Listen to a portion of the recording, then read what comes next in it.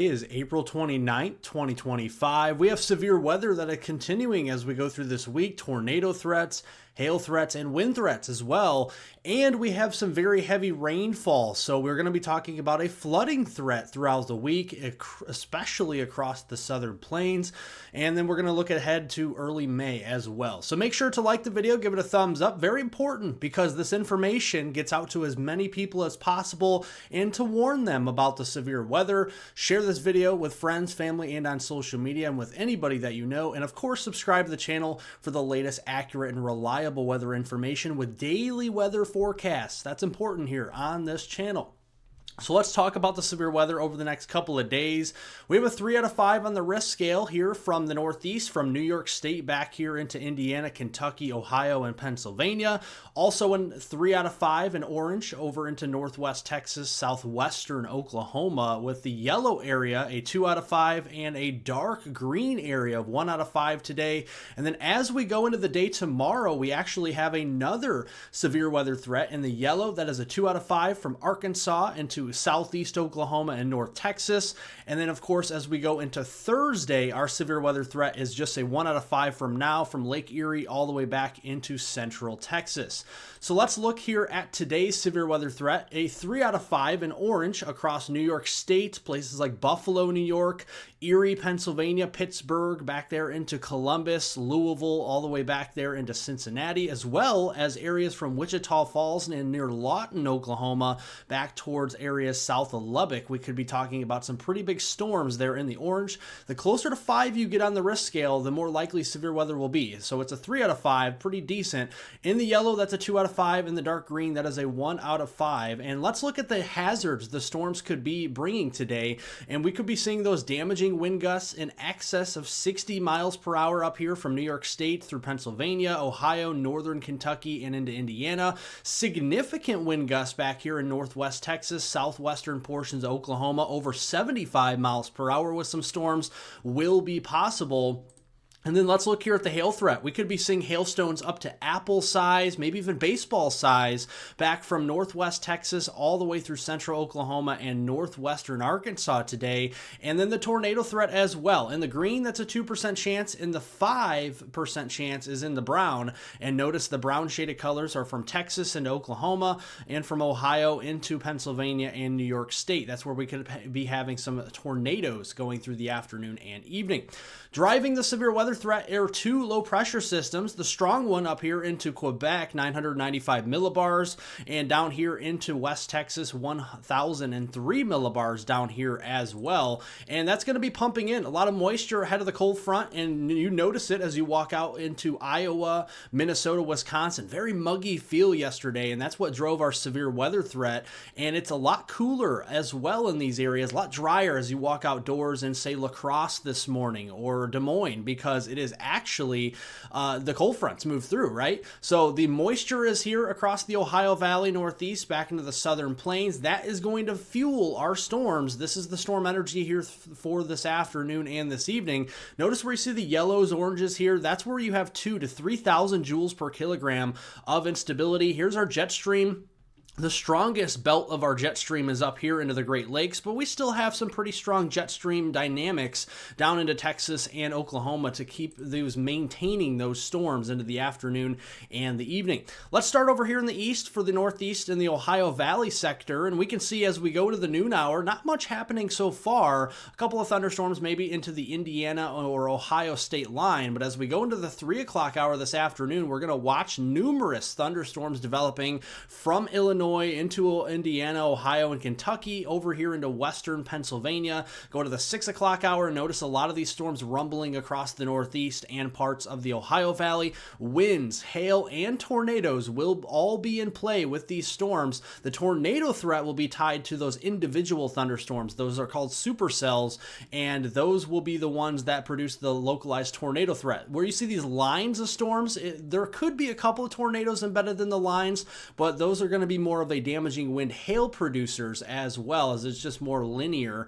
And then as we go into the evening hours, those storms will continue to move toward the mid-Atlantic, and they'll kind of fall apart really before reaching the mid-Atlantic coast. What about the south central U.S.? We're seeing some dangerous storms over here as well. Here's the noon hour. A couple storms going on here in the Sooner state of Oklahoma.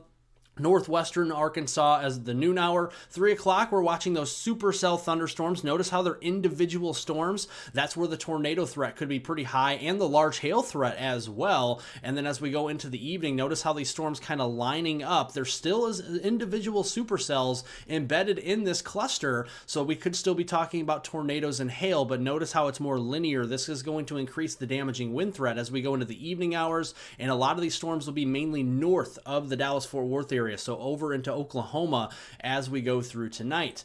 And then going through and looking here at how strong these storms could be, this is the maximum updraft helicity tracks. Basically what this shows is the brighter the color, the stronger the updraft of a thunderstorm, and obviously if you correlate, the stronger the updraft, the stronger the storm is going to be for producing tornadoes, winds, and hail. Notice we have some stronger updrafts over here into the Northeast, like New York State, over here into the Ohio Valley, like Ohio, Kentucky, and Indiana, but they're not really bright. We don't see those bright reds, pinks, and purples. So that tells me that the tornado threat will still be there, yes, but I don't think the storms are going to be super overly intense in this area. I'm more concerned about areas down here where we have better instability, better moisture, and a little bit of wind shear combining for better ingredients overall.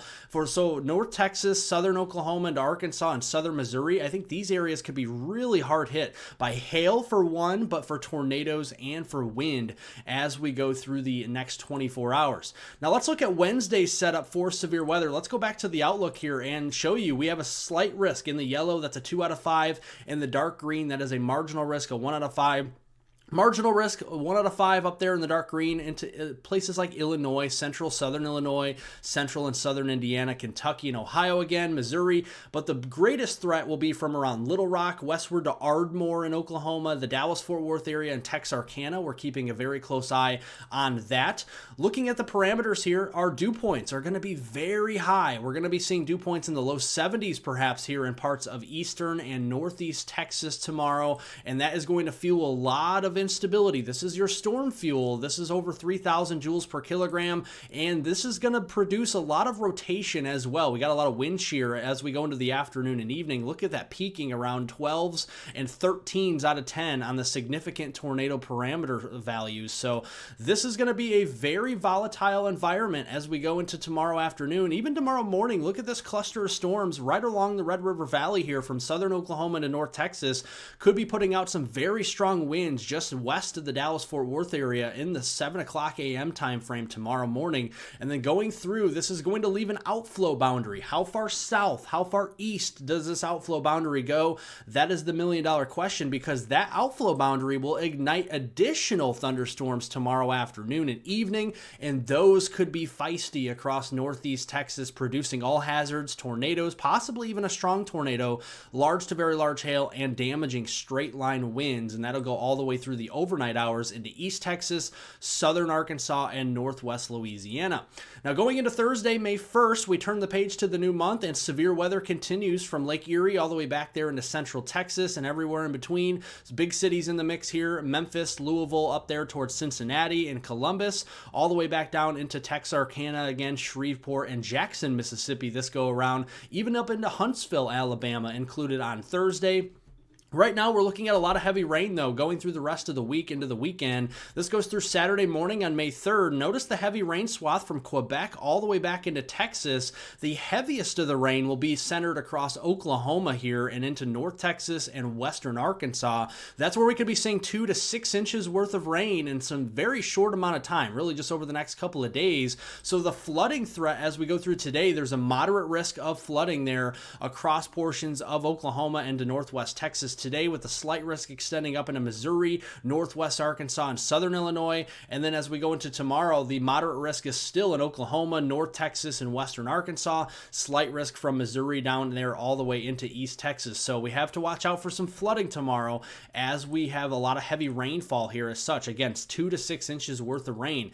Now let's look at temperatures. Going to be pretty warm down here across the deep south and southeast over the next few days. Highs are going to be in the 80s today and near 90 as we go into tomorrow. tomorrow as well to finish off the month of April. Going into the new month there of May on Thursday, May 1st, notice how we have low to mid 90s down here in south central Texas, 93 even over into Phoenix. And then as we go into the end of the week, we're going to cool off a little bit across the south and have a nice spring-like day, but some return warmth across the northern plains, and we have ongoing drought out here. So this is going to heat up the ground pretty quick this weekend. Highs could be in the upper 80s there in Montana and into the 80s into the Dakotas. And if it's not that, it's going to be Sunday, May 4th, where we have mid 80s all across the North Plains there as we end the weekend. Now let's look at the weather pattern heading into early May, because we're going to see a big ridge of high pressure building over the top here as we go, especially into next work week between May 5th and May 10th. Big ridge of high pressure in the southern Canadian prairies and near the Great Lakes, and some lowering of the pressure in the blue underneath that here into Florida and into the southern United States in general. What that's going to do is, with the ridge of high pressure, warmer temperatures are going to ensue across the southern Canadian prairies and the northern U.S., where we have cooler temperatures expected across the south, where we're lowering the pressure, but we have a lot more of those cloudier days, rainfall, and some thunderstorm activity that will cool us off. Notice how active it will be across portions of the desert southwest, for one, activating a little bit of that monsoonal season. And then we have the dry line set up here from portions of the Front Range in eastern Colorado into eastern New Mexico, down here into Texas, and then across the eastern seaboard, where areas up to the north will be much drier toward the Midwest and the Great Lakes. And look at here at the stark contrast, where you're barely getting a drop of rain in Chicago going into early May for the first 10 days or so. We're getting several inches from portions of the Texas Panhandle down into southeast Texas, and then over here into places like Virginia and the Delmarva region, down into the Carolinas. And look at the rainfall amounts getting pumped out by the European model here, over 5 inches in parts of eastern Virginia into Maryland here, a couple inches down into South Carolina.